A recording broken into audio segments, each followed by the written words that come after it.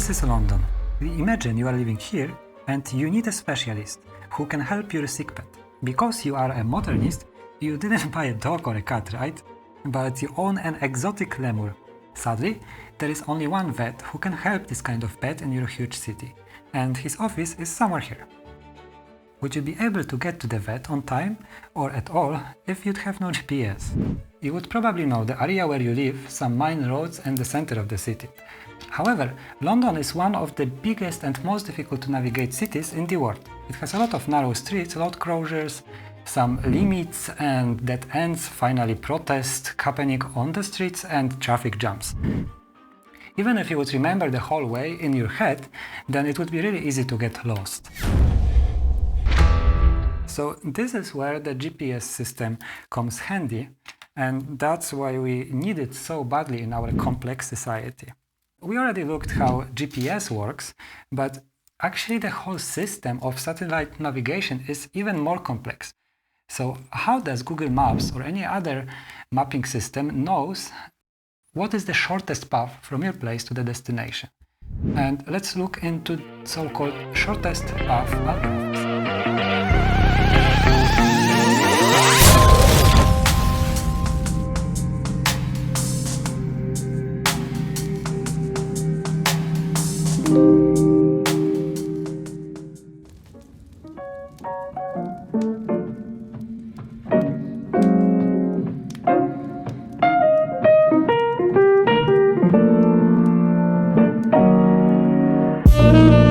Network is a network that contains roads, junctions, and points of interest. It can be represented as a graph. And graph is a structure amounting to a set of objects in which some parts of the objects are in some sense related.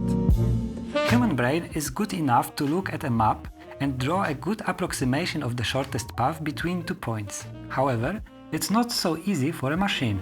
Understanding images, like maps, is a complex task and it requires specialized neural networks.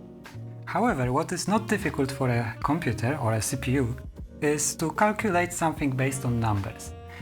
So if we have a graph, let's say a very simple graph, like this, that has a couple of nodes, and all of these nodes are somewhat connected with each other. Let's say there is no connection here. And we can represent this graph as numbers. So for example, we first can give some numbers to the nodes, 1, 2, 3, 4 and 5. So we have 5 nodes, 5 numbers. And then we can represent the connections between the nodes as pairs of 1, 2, 2, 3, then 4, 4, 5 or 5, 4 and etc. And now we can also add to it some extra numbers, so-called heuristics, which for example will define what is the length between one node to another. So if we think that this is a road network, then we can say that there are 4 kilometers here, which looks like 44, 3 kilometers here, 5 kilometers here, and so on. And then we can represent this as 1, 2, 4, and then 2, because we have the second node, and then the third node, the connection, and the distance is 3, and etc. And when we define our graph in numbers like this, then it's easy for a computer to make calculation based on that and find, for example, the shortest path from 2 to 5, which in our simple case will be obviously to 5, but in case of 1 to 3, we have to go either from 1 to through 4 or through 2 to get to 3. And of course, the real world is a little bit more complex, so let's get deeper into that topic.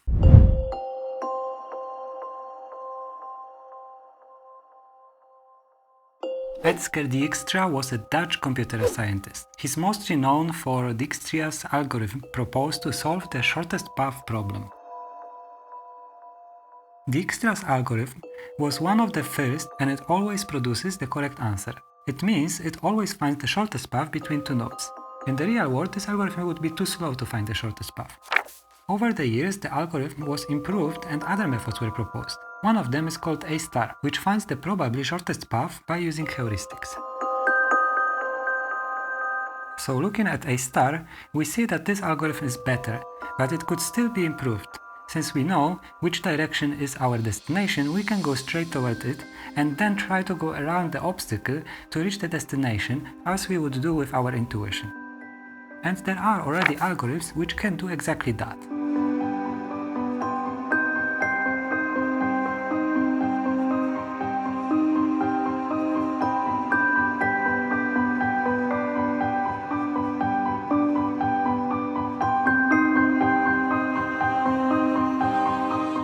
Real-life navigation systems have to deal with a lot more information than just nodes and connections between them. Heuristics such as road traffic intensity and road closures have to be taken into account, and then we don't get the shortest path from A to B, but the shortest optimal path from A to B. The actual implementation of the algorithms at Google Maps and other mapping systems, I'm sure they use algorithms like A* on the base or some kind of variation of them, plus they have a lot of other optimizations in place and implemented in order to get the calculations simpler. One such improvement are contraction hierarchies. The speed up is achieved by creating shortcuts in a pre-processing phase, which are then used during a shortest path query to skip over unimportant nodes. Some intersections, for example highway junctions, are more important than, for example, a junction leading into a dead end. Shortcuts can be used to save the pre-computed distances between two important junctions, such that the algorithm doesn't have to consider the full path between these junctions at the query time. All in all, now we can navigate easily to our favorite pizza place, or to the top of the Mount Everest, or to Pluto, or to Alpha Centauri, right? Well, not exactly.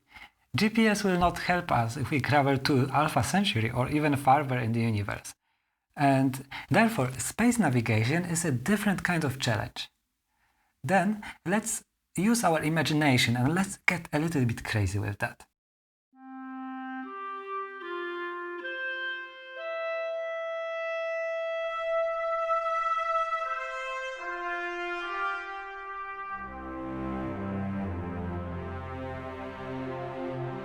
This spaceship can travel with the speed of light, and we built it. We can reach Alpha Centauri in less than 4.5 years.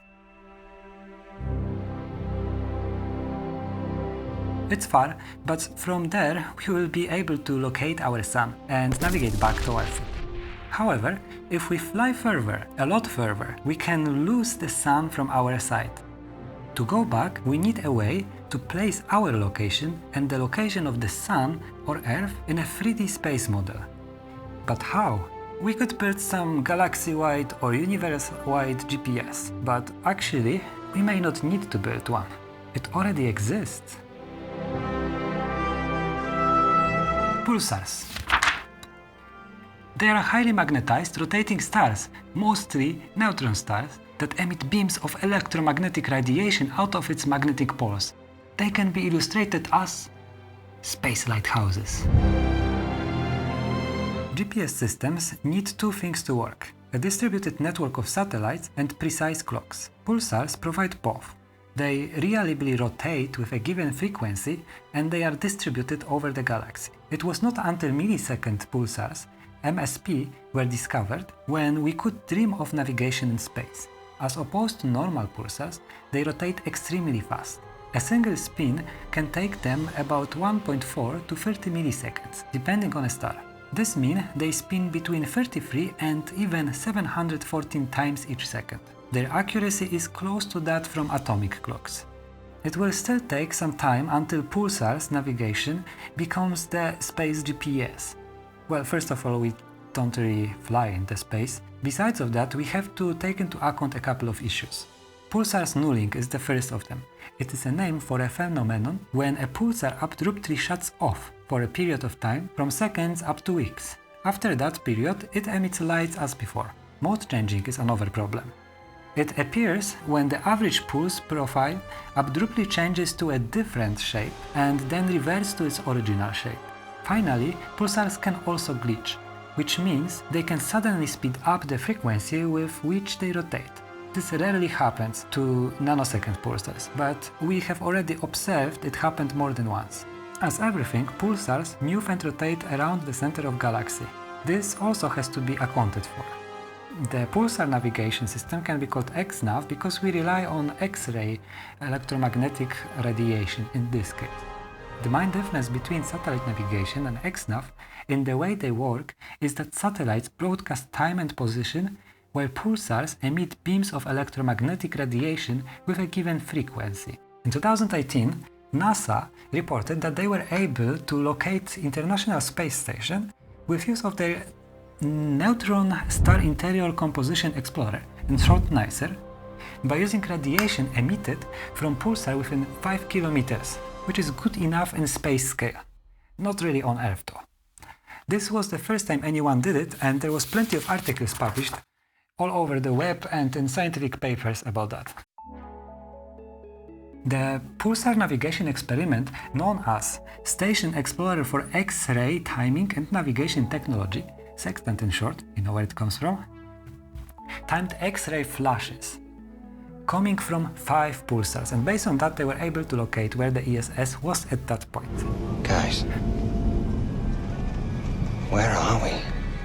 However, we already are able to land our rovers on comets, on Mars surface and on really far moons and planets. How do we do it? We don't have that system yet in place, and the GPS system is not really functional there. Currently we use what's called a deep space network, developed by NASA. And it's a network of giant radio antennas propagated over the Earth, and some of them that orbit the Earth. And this is used to support all the space missions that we are currently in progress with.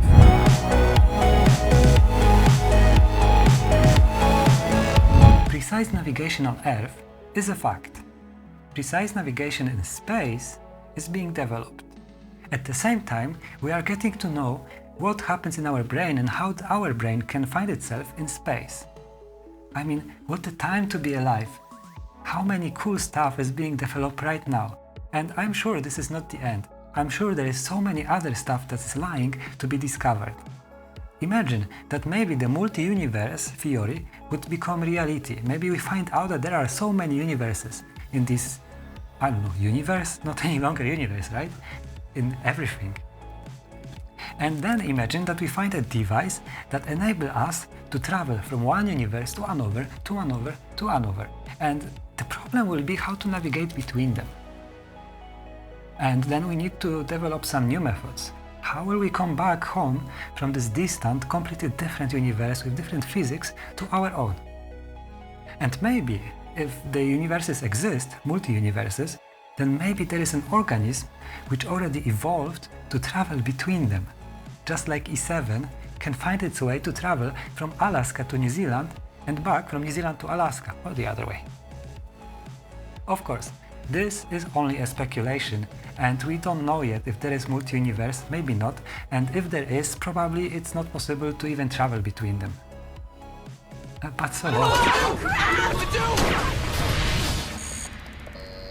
Oh god, now there's 3 of them! We're outnumbered! Congratulations for getting this far. It is a long episode, but it only scratches the surface of all the topics that I talked about. Navigation is a multidimensional and very interesting topic, and it can be talked about for hours. Having said that, if you like this episode, please leave me a like and join the discussion in comments. And to my question from the beginning of the episode, the answer is 4. There are currently 4 operational systems, navigation satellite systems. There is the GPS system, there is European Galileo, there is Russian GLONASS, and finally Chinese Beidou. And with that, see you next time.